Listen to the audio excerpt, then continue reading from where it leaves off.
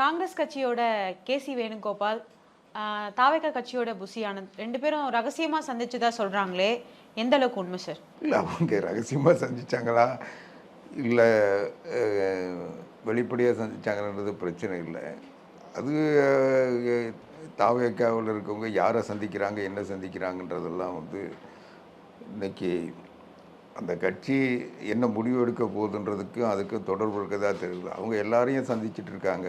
அது கட்சியினுடைய நிலைப்பாடா, அவங்க தனிப்பட்ட நிலைப்பாடான்றத காலம்தான் சொல்லும். அதனால் தாவேகா இன்னும் ஒரு அரசியல் கட்சியாகவே உருவாகலைன்றது என்னுடைய கணிப்பு.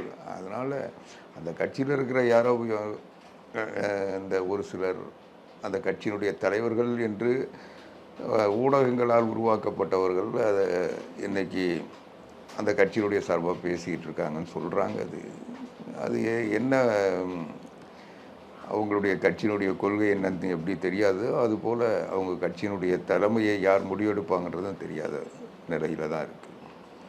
அதனால் அவங்க காங்கிரஸ் கட்சியே என்ன நிலை எடுக்குதுன்னு தெரியாமல் இருக்குது. அதுலேயே ஆளுக்கு ஒன்று பேசிகிட்டு இருக்காங்க. தமிழ்நாட்டில் ஒரு பாரம்பரியம் மிக்க கட்சி.